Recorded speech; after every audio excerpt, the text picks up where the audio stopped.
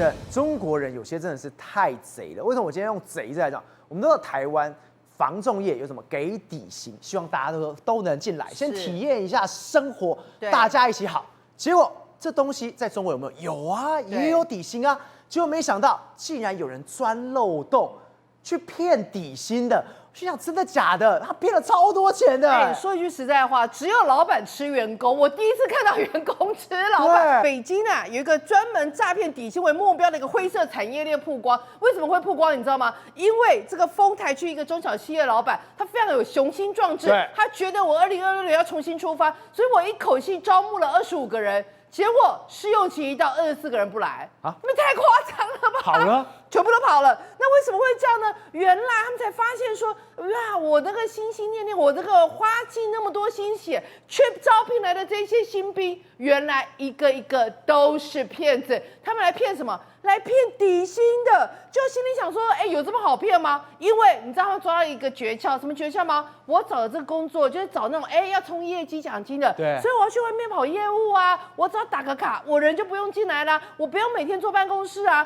然后呢，他美其名是说，因为我的工作就是要冲业绩，我冲业绩怎么可能会一天到晚坐在办公室里面呢？对，用这种方式，然后给你钻漏洞。我跟你讲，他玩出了一个产业链，这产业链竟然可以在短短几年1-2年之内诈骗5000多万，而且现在诈骗人数真的，而且诈骗的人数竟然多达200-300人。他们就说，他们现在有一些人都已经诈骗出，我跟你彼此都知道我们在干嘛，我们在挂职的。挂职是什么意思？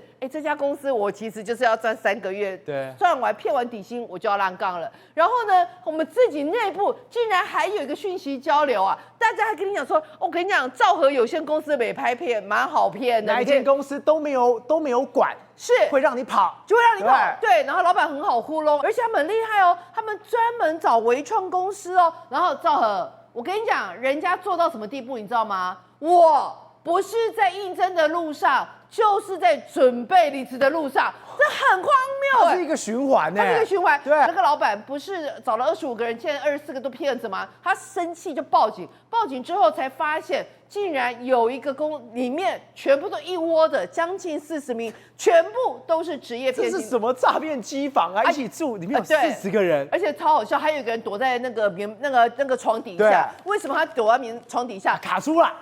对，因为那出来了，不是因为他以为你是来跟我讨债的，所以就非常荒谬，你知道吧？白道来的，他以为你是在黑道，然后现在来了，我跟你讲，其中个中翘楚一对夫妻，我跟你讲，这一定要认识一下，吓死人！这2个夫妻啊，加起来啊，入职300多家公司，每个月月薪竟然超过60万。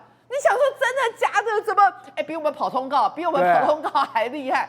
你知道吗？他怎么搞？你看，像中间有那一个他的60万不是台币，我再说一次是人民币，一个月赚260万新台币。他还有分下线，这很厉害的，下线去帮他打卡，这个真的很荒谬。你看哦，你看祖贤，这一个他的日常生活是怎么样？徐玲玲，他的日常生活是怎样？不断的面试，不断的跳槽。从他的导航记录看到，他每天6点起来化妆，7点出门，8点到 A 公司打卡 ，A B C， 然后到 D， 对，就是 F， 然后又去酒会，超厉害。回家，对，8点到 A 公司打卡，9点到隔壁大楼参加 B 公司跟 C 公司的面试，下午1点跑到半个上海之外的 D 公司开会。然后再来晚上去E 公司辞职，辞职之后又去 F 跟 G 公司面试，晚上还要参加各种社交活动，交换新的讯息，才知道哪一家公司好诈骗这个钱。回到家已经凌晨3点，说一句实在话，蛮累的。对，你知道3点起得比鸡早，这个真蛮辛苦的，一天工作在20几小时，所以难怪人家一对夫妻可以一个月月收入60万。好，我们刚刚讲的是什么？是骗子，对，很灵光的骗子，很会骗的骗子，吃老板的骗子。可是我问你，那老实人怎么办？对，老实人就惨了。老实人怎么惨呢？老实人要不然就是卖血，要不然就是卖健康。他们说现在有什么？有人为了自己小孩子啊，这个半个月的一个半学期的一个学费啊，所以怎么样决定牺牲自己的健康，然后去当白老鼠，然后呢他去试药啊，试药去当白老鼠，你知道吗？他们还要先验你的身体健康，所以这些人一开始去都是身体健康，在饭店住一晚，跟没有太大问题。而且我后来看这个资料，我才发现，他说有人试药之后啊，报酬就平均大概8000多块，然后呢每3个月只能参加1次，但有的人就为了就是我多赚一点，就这些骗嘛，就到最后身体都赔上。那另外一种是怎么样，你知道吗？这么多人都在这边排队，还有人拍了下来，这么多，然后他的卡片就在这个上面。是没有办法，因为你知道，很多人都是因为有债哦，被逼债、被逼疯了、被逼急了，所以你看他现在是干嘛？就准备去饭店睡一晚，确定你身体健康没有问题之后，你才可以接受试药。好，那另外还有什么？当血牛？什么叫血牛？就是要不断的抽血。那有的人就说我们穷疯了啊，怎么来抽一个血浆啊？一次才好几百块啊，但是不然怎么办呢？我手机响起的不是就来讨债的，要不然就是我亲友要来跟我那个要钱的。在这种情况之下，我身上唯一值钱的就只有我里面的协议了。钟哥，我们刚刚讲中国的诈骗，员工吃老板，夸张了。然后结果没想到他输出到国外，包括柬埔寨，包括缅甸，就大家没想到是，你连自己的兄弟巴铁兄弟，你也要输出这一种诈骗。结果巴基斯坦不忍了。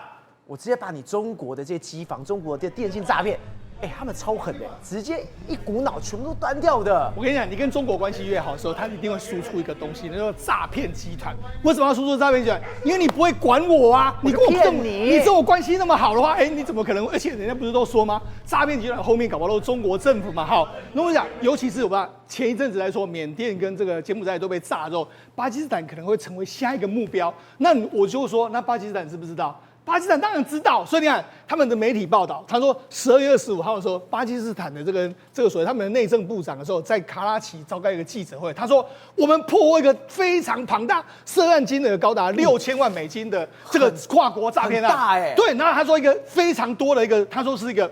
分工明确、技术成熟，还有涉及多国的犯罪集团。好，那人家把它披露出来了嘛？披露出来就说，你看现场逮捕了34名的这个嫌疑人，那其中包括15名外国人，还有19名的巴基斯坦公民，还有3名女性。更让人震惊的时候，在行动中追了1万张的国际 SIM 卡，37台的电脑，40部的手机，还有6个非法这个闸道的交换器，这些东西都是用来诈骗的。好，那公布这个照片来说，你就知道说诈骗，你看这些。看起来是哪一国人？大家一看就知道了嘛。他说自己都知道了嘛。中国面孔。对啊，中国面孔。对，那他们怎么骗呢？赵和他们简单，他们其实就是类似这种诈骗集团，就是说可能有庞氏骗局这样一个状况，就是说赵和你投资一个商品来说的话，我们可以让你赚多少？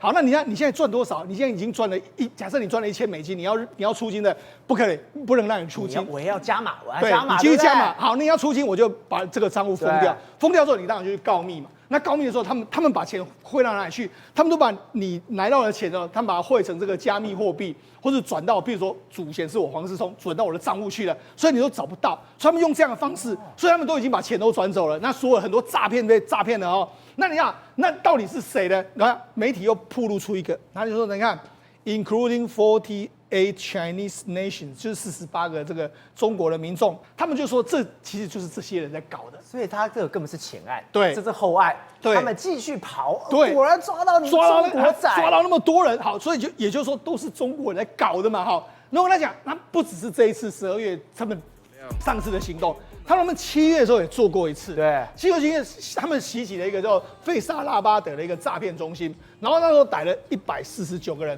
然后还有包括48名的这个中国的这个民众，然后说这次突袭查获一个大型的这个诈骗电话中心，涉及庞氏骗局还有投资，你看很多都是一看就知道是中国民众嘛，然后还有很多女性啊，这就有点类似像我们之前讲的这个爱情诈骗的这个部分。好，那我们讲，事实上之前呢，3月16的时候，他也曾经破获一个。他在伊斯兰马巴德破过一个国际诈骗呼叫中心，那当时那里面来说的话，当然很多中国人被抓了。可是到这时候呢，他们伊斯兰马巴德的他们这个联邦调查局，他们叫 FIA 啊，他干了一件事非常有意思。他既然这诈骗都被人家破获之后，他就说，我们鼓励当地的民众啊，你就进来吧，我们这个就开放给大家。等一下，直接让他零元购。对，你要搬什么就让你们搬吧。所以你看这些。当地民众非常开心，所以巴基斯坦根本不爽啦。对啊，没错，我要抄你。对，第二个，我把你人抄走之后，你这些东西都是我巴基斯坦人的，把它搬走啊！你巴基斯坦民众你要多少都有多少，里面你看得到的东西，你全部把它带走。好，那为什么会这个样子呢？他们很开心，真的直接搬走。你看搬那种监视器啊、monitor、主机一大堆搬走了，好赚的。好，那我来讲，为什么他们在做这样的动作呢？我跟你讲，巴基斯坦已经变天了。那过去一段时间，巴基斯坦在号称是什么巴铁兄弟。那么事实上，过去一段时间，巴基斯坦一向是中国，你看中国有“一带一路”的专项，在那边要投资400多亿，然后包括说什么中巴的这个铁路啦，然后包括说像这个他们的做瓦斯管线啊，要从这个瓜达尔港进来，然后运到这个中国去，做了一大堆。好，所以他们其实欠了巴基斯坦其实欠了中国一屁股债。